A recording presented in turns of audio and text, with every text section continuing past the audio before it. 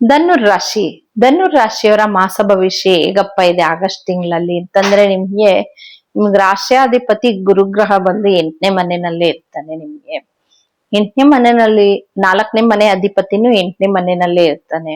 ನಿಮ್ಗೆ ಹೆಂಗೆ ಅಂದ್ರೆ ಒಂಥರ ಸ್ವಲ್ಪ ಕೆಲ್ಸದಲ್ಲಿ ಏನೇ ಒಂದ್ ಕೆಲ್ಸ ಕಾರ್ಯ ಮಾಡೋದಕ್ಕೂ ಮನ್ಸಿರೋದಿಲ್ಲ ನಿಮ್ಗೆ. ಒಂಥರ ಹೆಲ್ತ್ ಸರಿ ಇರಲ್ಲ, ಒಂದೇನೋ ಒಂಥರ ಅಂದ್ರೆ ಸಣ್ಣ ಪುಟ್ಟ ವಿಪರೀತವಾಗಿರೋಂಥದ್ದು ಏನು ಇರಲ್ಲ ನಿಮ್ಗೆ.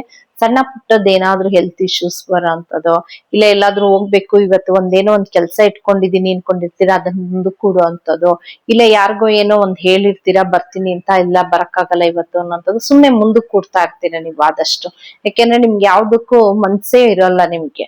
ಒಂಥರ ಈಗಿದ್ದ ಗಳಿಗೆ ಈಗಿದ್ ಒಂದ್ ನಿಮಿಷದಲ್ಲಿ ಇರೋಂಥ ಮನ್ಸು ನಾಳೆಗ್ ಒಂದ್ ನಿಮಿಷದಲ್ಲಿ ಇರಲ್ಲ ನಿಮ್ಗೆ. ಇವಾಗ ಇದ್ದಿದ್ದು ಇನ್ನೊಂದ್ ಅವರಿಗೆ ಇರಲ್ಲ, ಆತರ ಚೇಂಜ್ ಆಗ್ತಾನೆ ಇರುತ್ತೆ ನಿಮ್ಗೆ. ಒಂಥರ ಮನ್ಸಲ್ಲಿ ಕಸಿವಿಸಿ, ಅದ್ರಲ್ಲಿ ಗುರು ದಶಾಭುಕ್ತಿ ಏನಾದ್ರು ನಡೀತಾ ಇತ್ತು ಅಂದ್ರೆ ಹಾಗೆ ಅನ್ಸುತ್ತೆ. ಅದ್ರಲ್ಲಿ 3ನೇ ಮನೆಯಲ್ಲಿ ರಾಹು ಗ್ರಹ ಇರ್ತಾನೆ. ಯಾರಾದ್ರೂ ಮನೆ ಚೇಂಜ್ ಮಾಡ್ಬೇಕು ಅನ್ನೋಂಥದ್ದು, ಇಲ್ಲ ಏನಾದ್ರೂ ಮಾಡ್ಬೇಕು ಅಂತಿದ್ರೆ ಆದಷ್ಟು ಅವಾಯ್ಡ್ ಮಾಡಿ ಅಂತಾನೆ ಹೇಳ್ತೀನಿ. ಇನ್ನ ನಿಮ್ಗೆ 4ನೇ ಮನೆಯಲ್ಲಿ ಶನಿ ಇರೋದ್ರಿಂದ ಕಾರ್ ತಗೊಬೇಕು, ಬೈಕ್ ತಗೊಬೇಕು, ಈ ತರ ಯಾವ್ದಾದ್ರು ಮನ್ಸಿಗೆ ಅನ್ಸ್ತಾನೆ ಇರುತ್ತೆ ಏನಾದ್ರೂ ತಗೊಳ್ಳೋಣ, ಏನಾದ್ರೂ ತಗೊಬೇಕು ಅಂತಂದ್ರೆ ಆದಷ್ಟು ಸ್ವಲ್ಪ ನೀವು ಅವಾಯ್ಡ್ ಮಾಡೋದು ಉತ್ತಮ ಅಂತಾನೆ ಹೇಳ್ತೀನಿ. ಯಾಕೆಂದ್ರೆ ನಿಮ್ಗೆ 4ನೇ ಮನೆ ಅಧಿಪತಿ 8ನೇ ಮನೆಯಲ್ಲಿ ಇರ್ತಾನೆ.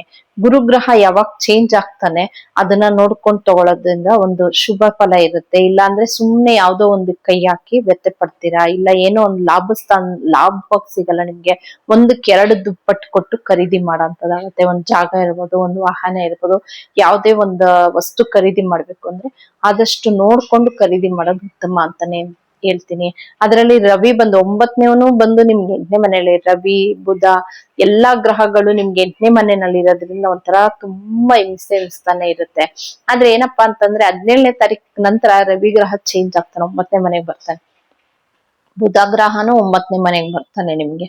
ಸ್ವಲ್ಪ ಅವಾಗ ಏನಪ್ಪಾ ಆಗುತ್ತೆ ಅಂದ್ರೆ ಒಂಥರ ಮನ್ಸಿಗೆ ನೆಮ್ಮದಿ ಇರುತ್ತೆ. ಆದ್ರೆ ಗುರುಗ್ರಹ ಅಲ್ಲೇ ಇರ್ತಾನೆ ನಿಮ್ಗೆ, ಇದ್ರೂ ಕೂಡ ಏನ್ ಭಯ ಇಲ್ಲ.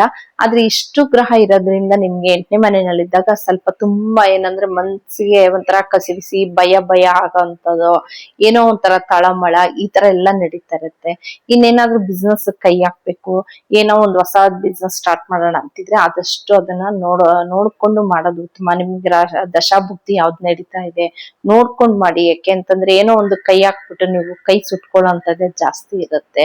ಇದನ್ನು ರಾಶಿಯವರು ಹಿಂದೆ ನೋಡಲ್ಲ ಮುಂದೆ ನೋಡಲ್ಲ, ಏನೋ ಒಂದು ಕೈ ಸಡನ್ ಆಗಿ ಕೈ ಹಾಕ್ತೀರಾ. ಅದ್ರಲ್ಲಿ 12ನೇ ಮನೆ ಅಧಿಪತಿ ಬಂದ 5ನೇ ಮನೆ ಅಧಿಪತಿ 7ನೇ ಮನೆಯಲ್ಲಿ ಇರ್ತಾನೆ.